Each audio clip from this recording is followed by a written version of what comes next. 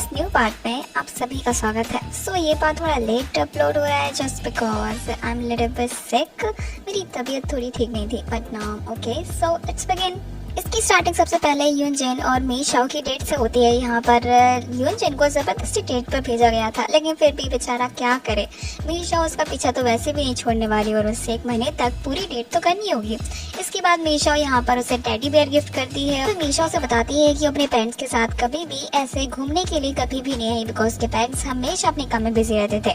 पर यूनजिन के साथ उसे आकर यहाँ पर बहुत ही अच्छा लग रहा है। यहाँ पे यूनजिन कहता है कि ओके ओके मैं समझ सकता हूँ। इसके बाद मी शाओ वहीं पर सो जाती है। यहाँ पे यूनजिन पहले तो उसे उठाने की कोशिश करता है पर जब इतने प्यार से उसे सोते हुए दिखता है तो उसे जगाता नहीं है। यहाँ पे हम जांगजी को देखते हैं जो कि यूजुअली अपना खाना पीना और सिर्फ उठना बैठना कर रही होती है। इसके बाद अचानक से अपने सपने में वो अपने सन को दिखती है, मतलब उसके फ्यूचर सन को, जो कि उससे कहता है कि मॉम आप मुझे लाइक नहीं करती क्या, बिकॉज आपने अभी तक मेरा नेम नहीं रखा है। इसके बाद जांगजी भाग कर लिंगशो के पास जाती है और कहती है कि हमें अपनी बेबी का नाम रखना चाहिए बिकॉज उसने सपने में आकर मुझसे कहा है कि मुझे पसंद नहीं करती। तभी यहाँ पर लिंगशो कहता है कि कोई ना, हम अभी उसका नाम रख लेंगे। उसके बाद मी शाओ को देखते हैं जो कि अपनी नेक्स्ट डेट के लिए तैयार हो रही होती है। तभी वो नोटिस करती है कि कोई उसका पीछा कर रहा है। इसके बाद वो आगे जाती है और देखती है कि उस बंदे ने उसका पीछा छोड़ा नहीं है। इसके बाद जैसे ही बंदा उसे अप्रोच करता है वो उसके चेहरे पर स्प्रे मार देती है और ये बंदा कोई और नहीं बल्कि यूनजिन ही था। तभी यूनजिन कहता है कि वाह किस किए की सजा मिल रही है मुझे, तुम्हें पता भी है तुमने क्या किया था। मैं मी शाओ से सॉरी बोलती है और कहती है कि मेरा ऐसा कोई इंटेंशन नहीं था, पर तुम्हें ऐसे भूतों की तरह आकर डराना भी तो नहीं चाहिए था। तभी यहाँ पर यूनजिन कहता है कि हाँ सारी गलती मेरी थी, तुम्हें अप्रोच करने की, तुम्हें एक बार डेट करने की और उसके बाद अपनी जिंदगी की ऐसी तैसी करने की। यहाँ पे मी शाओ को उसके इयररिंग्स वापस करता है जो कि मी शाओ ने किसी और को दिए थे ऐसे कंपल्शन ताकि वो यूनजिन को छोड़ दे। इसके बाद वो कहता है कि इन इयररिंग्स को दोबारा से लॉस्ट मत करना, आई नो कि तुम्हारे लिए इंपॉर्टेंट है बिकॉज मैंने ही तुम्हें गिफ्ट किए थे। तभी यहाँ पर मी शाओ खुश होती है और कहती है कि वाह यूनजिन को ये भी याद है, मतलब थोड़ा सही बट यूनजिन उसे लाइक तो करता है। ये बात यूनजिन को भी नहीं पता। के बाद हमें तीनों कपल्स को देखते हैं, मतलब ओरिजिनल कपल कोई भी नहीं होता, कुछ जबरदस्ती ही कपल होते हैं और कोई ब्रेकअप कपल होते हैं जहाँ पर इन्हें बेबी की केयर कैसे की जाती है वो सिखाया जाता है। तो कोई भी इसे ढंग से नहीं कर पाता। यूनजिन तो बेबी को लेकर उड़ा देता है और कहता है कि फ्लाई फ्लाई। मी शाओ उस पर गुस्सा करती है, कहती है कि बस करो। इसके बाद यहाँ पर हम जांगजी को देखते हैं जो कि सब कुछ मेस्ड अप कर देती है और इसके बाद हम बायलू को देखते हैं जिसके साथ यूनजिन चिपक कर उसे सब कुछ सिखा रहा होता है। तो मी शाओ इन दोनों को बम्बास्टिक साइड आइस देती है। उसके बाद ये दोनों अलग हो जाते हैं। यहाँ पे बायलू क्लियर करती है बिकॉज मेरा यूनजिन में कोई इंटरेस्ट नहीं है। तभी यूनजिन कहता है कि क्या तुम्हारा इतने हैंडसम से फेस में कोई इंटरेस्ट नहीं है, तो तुम्हारी चॉइस ही खराब है बिकॉज मैं तो हैंडसम हुई। हम लिंगशा को देखते हैं जिसे जांगजी नहीं मिलती। इसके बाद उसके लिए परेशान हो जाता है। आफ्टर दैट वो जांगजी को किचन में बेहोश पाता है और उसके बाद उसे बेड पर लेकर आता है। इस बार भी जांगजी काफी लंबे टाइम तक सोती है बट ये लंबा टाइम कुछ ज्यादा ही लंबा हो जाता है। यहाँ पर सभी लोग परेशान होते हैं बिकॉज जांगजी का इतना लंबा सोना। अगर हम जांगजी को देखते हैं सपनों में इतना खो जाती कि उसकी सोल उसकी बॉडी से अलग हो जाती है। आफ्टर दैट वो देखती है कि लिंगशा उसके पास बैठा हुआ है, उसके जागने का वेट कर रहा है। फिर जांगजी अपनी बेबी को देखती है जो कि उसे रुकने के लिए बोलता है, उसका बेबी इस दुनिया में आना चाहता है। फिर उसके बाद पूरे 2 दिन के बाद जांगजी को होश आ ही जाता है। यहाँ पर लिंगशा उसे देखकर बहुत ही ज्यादा इमोशनल हो जाता है। तभी जांगजी कहती है कि पता है मैंने अपनी बेबी को देखा और उसने मुझसे कहा कि मैं इस दुनिया छोड़ के नहीं जा सकती। यहाँ पर लिंगशा उसके लिए बहुत ही ज्यादा वरी होता है बिकॉज वो जांगजी को खो तो नहीं सकता। वह सारे एस ग्रुप मेंबर डिसाइड करते हैं कि उन्हें दरअसल जांगजी की बेबी को ट्रांसप्लांट करना होगा बायलू की बॉडी में। यहाँ पे बायलू भी ये सब करने के लिए तैयार हो जाती है और उसके बाद पूरे प्रिकॉशंस के साथ जांगजी की बेबी को बायलू के अंदर ट्रांसप्लांट किया जाता है और उसके बाद सब कुछ नॉर्मल हो जाता है।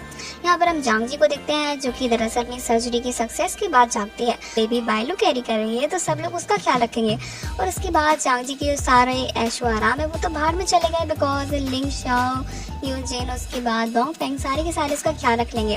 और इसके बाद वो सोचती है कि वो सभी दरअसल जांगजी को कर्ज ही कर रहे होते हैं कि जांगजी कितनी सेल्फिश है, वो तो इतनी सुंदर भी नहीं है लेकिन फिर भी उसका एटीट्यूड देखो, ओ माय गॉड आसमान छू जाता है। पर जांगजी जल्दी से उठ जाती है और कहती है कि नहीं ऐसा नहीं होगा और वो देखती है कि सारे के सारे दरअसल उसके पास ही बैठे थे। यहाँ पर हम बायलू को देखते हैं जिसकी हालत भी उतनी अच्छी नहीं रहती, वो सिर्फ मेंटली इवॉल्व हुई है, फिजिकली तो उसकी बॉडी नॉर्मल ह्यूमन बीइंग की तरह ही है। यहाँ पर हम देखते हैं कि बायलू और जांगजी के अंकल के बीच में भी टांका बढ़ा हुआ था। उसके बाद वो बायलू को अगर थैंक यू बोलते हैं। यहाँ पर बायलू कहती है कि दरअसल वो उनके काम के लिए टोटली डिवोटेड है और वो चाहती है कि अपने बॉस को कभी भी डिसअपॉइंट ना करे। तभी यहाँ पर जांगजी बायलू को विजिट करने के लिए आती है और कहती है कि ऐसा क्यों लगा कि मैंने अपने अंकल की आवाज़ सुनी, लेकिन अंकल तो यहाँ है ही नहीं। शायद मेरा दिमाग ही बज रहा होगा। उसके बाद इन सारे मैन को समझाती है कि अब उन्हें बाइलू का ख्याल रखना है तो उसका पीछे छोड़ दें। तभी ये तीनों कहते हैं कि अब कौस अब हम बाइलू का ही ख्याल रखेंगे। यहाँ पर हम जांग जी को देखते हैं जो कि इतने दिनों के बाद फाइनली सोशली सबके सामने आती है। यहाँ पर सभी लोग उसे हमेशा की तरह ज्यादा खाना खाने के लिए बोलते हैं जैसे कि वो हमेशा लाइफ पर खाया करती थी, बट अब उसका बेबी उसके अंदर नहीं है तो वो इतना खाना बड़ी मुश्किल में खा पाती है, लेकिन फिर भी उसे खाना तो पड़ता है। यहाँ पर हम जांग जी को देखते हैं जो कि घर लौट कर आती है तो यूनजन को देखती है जो कि रोजेस कैरी कर कर उसके सामने से जाता है।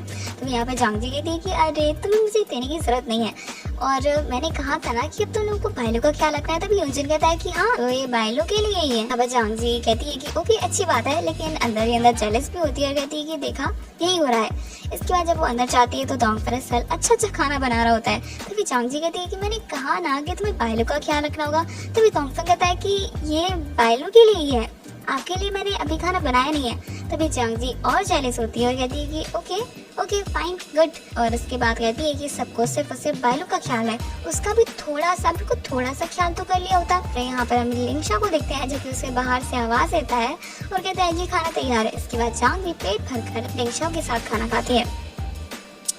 नेक्स्ट सीन में हम यूनजन को देखते हैं जो कि दरअसल मीशो के साथ डेट पर जाने के लिए तैयार नहीं था। इसके बाद जांग जी उसे दरअसल जबरदस्ती डेट पर भेजने के लिए उसे तैयार करती है।